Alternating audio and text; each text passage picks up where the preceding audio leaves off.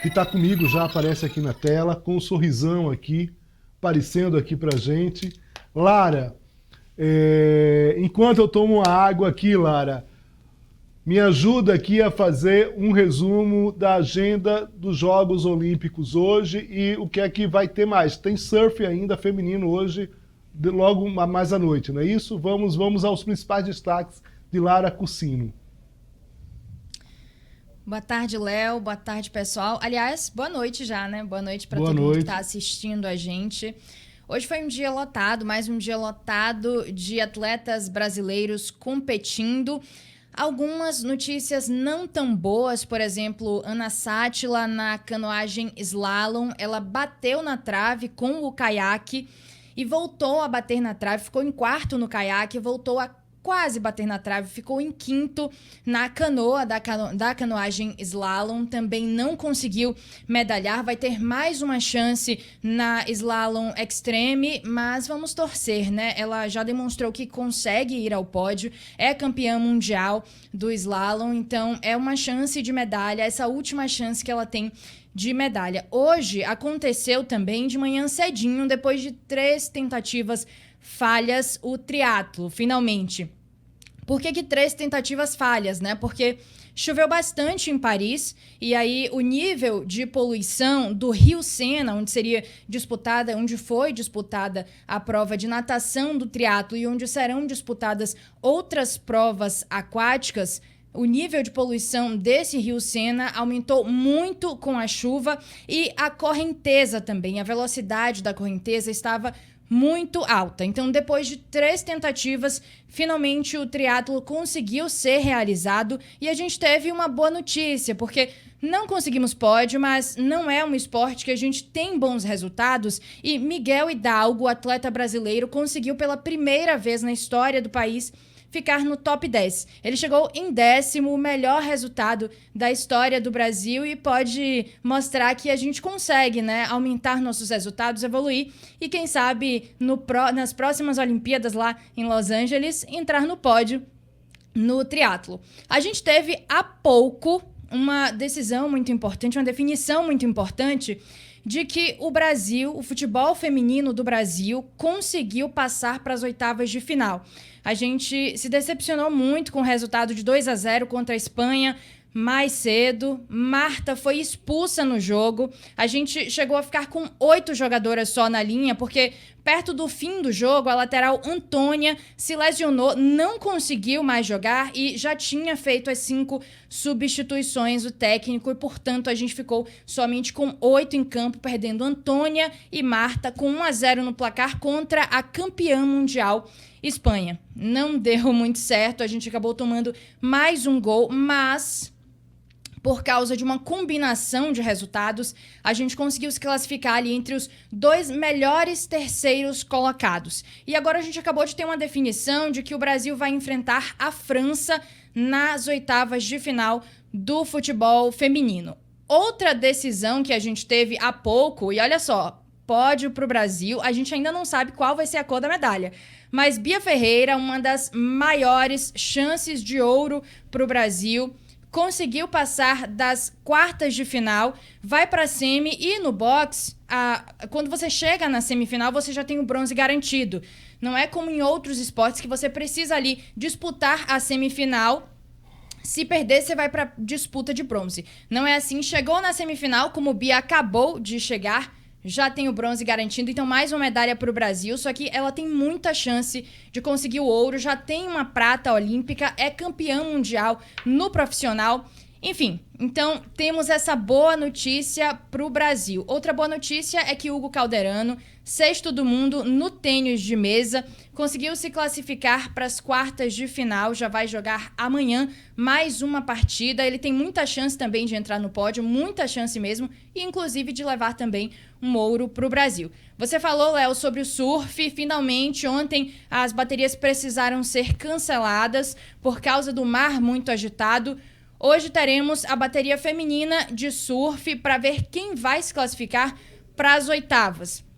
A masculina já está definida, vai ser amanhã as oitavas de final da bateria masculina. E na feminina temos 3 brasileiras, mas somente chance de passar apenas 2. Porque fizeram isso com a gente, botaram 2 brasileiras para disputar uma prova, uma bateria. Chato, né? Mas infelizmente acontece. Inclusive vai acontecer amanhã também, para quem não tá sabendo, João Chianca e Gabriel Medina. No masculino, no surf, a gente só tem chance de pegar uma medalha, apesar de ainda ter 2 atletas, porque eles vão se enfrentar.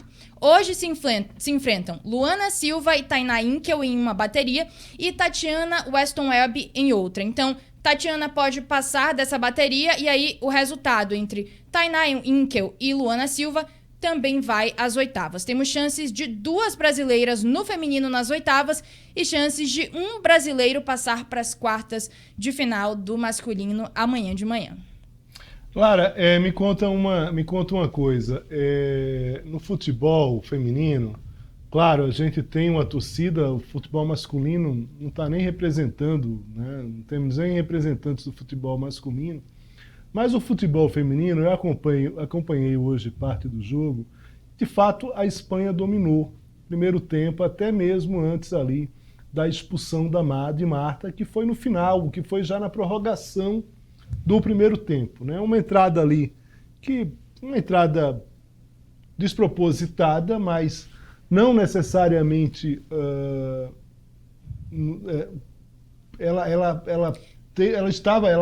foi uma coisa proposital, né? Foi despropositada no sentido de que ela não deveria ter feito aquilo, mas não necessariamente ela queria fazer aquilo. A gente lamenta, ela vê o que fez, começa a chorar, leva imediatamente o cartão vermelho. Agora, muito claramente, ao longo do jogo, você viu uma superioridade espanhola. Eu queria que você primeiro fizesse essa análise do jogo de hoje, dessa superioridade espanhola. Muito claramente o Brasil perde um jogo que me parecia, no início, mesmo que a gente tivesse com 11 jogadores disputando por 11 por 11, você me disse que acabaram ficando 11 por 9 no final das contas, mas mesmo se tivesse ali, a Espanha mostrou superioridade. E a França, como é que é esse adversário do Brasil, o Brasil estando sem Marta? Como é que o Brasil pode se comportar em relação a esse jogo com a França? Olha, Léo, a Espanha realmente é uma adversária superior ao Brasil. O Brasil passa por um processo até lento de transição de gerações. Tenta agora uma renovação com o Arthur Elias, um técnico multicampeão, e ainda é um time muito verde, né? A Espanha, como eu falei, é campeã mundial, é um time consolidado. Para você ter noção, várias jogadoras reservas no time e ainda assim mostrou superioridade desde o começo. Você falou da entrada de Marta, claro, ela não queria ser expulsa. Se ela soubesse que ia ser expulsa, não teria provavelmente nem se movimentado ali naquele lance, mas já foi a melhor jogadora do mundo diversas vezes. Já está nesse esporte há muitos e muitos anos. Ela deveria saber que ela tinha um risco muito grande diante daquela entrada que ela deu de levar um cartão vermelho. Ela fez um lance ali infantil, de fato, não dá para usar outra palavra. Infelizmente, talvez o jogo poderia terminar em empate se ela tivesse ali em campo, né? E a gente não teria sofrido tanto nesse intervalo de tempo para saber se ia se classificar ou não. Contra a França, o Brasil também, não digo que chega como uma zebra caso passe para as quartas de final. Acho que a Espanha é superior à França, mas a França também tem um time consolidado que foi bem melhor do que o Brasil nessa fase de grupos, e o Brasil então chega como um time inferior. A França vai dar bastante trabalho e o Brasil vai precisar ir com cautela e de um pouquinho de sorte e inspiração para conseguir vencer e chegar às quartas. Tomara que vença, porque provavelmente, muito provavelmente, é muito difícil que essa não seja a última Olimpíada de Marta, uma jogadora que, para se despedir da seleção em Olimpíadas, merece muito mais do que uma última atuação com um cartão vermelho, uma expulsão, não terminar o jogo em campo. Então, ela não vai, obviamente, participar do próximo jogo. E se a gente conseguir passar de fase, aí ela retorna ao Brasil. E mesmo que a gente perca nas quartas, pelo menos a gente vai ter uma despedida mais agradável e justa, né? E honrosa para Marta, que de fato merece, mesmo com esse cartão vermelho que não representa nada diante da grande história dela pelo Brasil. Você falou em maturidade.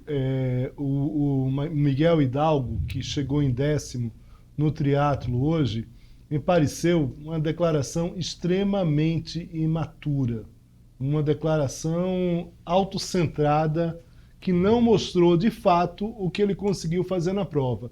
Como você falou, o triatlo não é um esporte que a gente tenha uma tradição, apesar de que Brasília tem uma tradição no triatlo. Quem acompanha Brasília, a gente sabe que tem uma tradição no triatlo. Uma das provas do triatlo, você acompanhou isso muito bem na Bahia, que é a natação, né? A gente tem atletas de águas abertas, inclusive mais para o final das Olimpíadas, a gente vai ter Ana Marcela, né, disputando a natação de águas abertas. Os baianos, muito claramente, você vai para Bahia, você vai para Salvador, quantidade de pessoas nadando em águas abertas ali na Barra, né, no Porto, é uma coisa maravilhosa. Ou seja, é uma atividade que, de fato, o baiano, né, acabou se apropriando, vamos dizer assim. Aqui em Brasília tem o Lago Paranoá, muitos atletas nadam no Lago Paranoá, tem vários trechos limpos no Lago Paranoá. Na verdade, a maior parte do Lago Paranoá é uma parte propícia para banho, só 2 trechos ali, tanto no final da Asa Sul quanto no final da Asa Norte, que tem um probleminha ali. Mas eu vou falar sobre o Miguel Hidalgo, porque eu vou te contar uma coisa.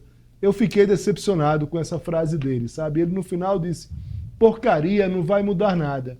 Ele é a melhor marca brasileira no triatlo ao longo do tempo, né?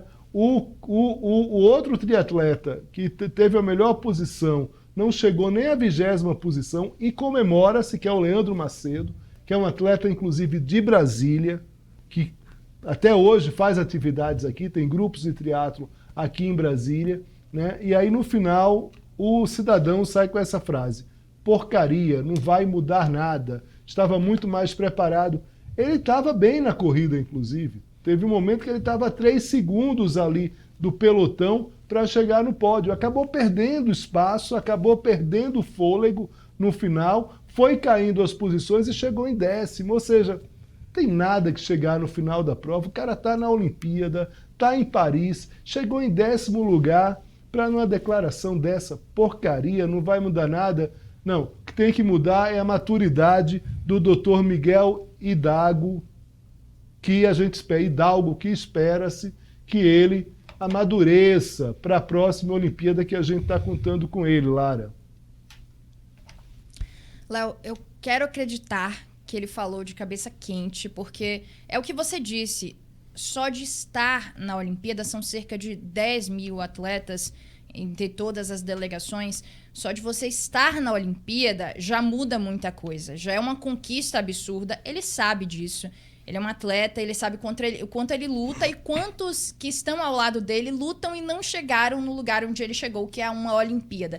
E ele sabe também que ele vai ficar marcado na história do Brasil, porque ele foi o primeiro a chegar no top 10. Eu quero acreditar que isso foi... Ele é jovem, né? Que isso foi primeiro um sinal de imaturidade, de fato, e que talvez na próxima Olimpíada ele chegue, mesmo que de cabeça quente, não fale algo assim, mas quero acreditar que foi de fato isso. Cabeça quente, a raiva do momento, a frustração do momento. A gente viu outros atletas dando entrevistas, não nesse tom, mas bem frustrados e depois voltando e dizendo: não, eu entendo até onde eu cheguei, eu entendo que isso foi um marco.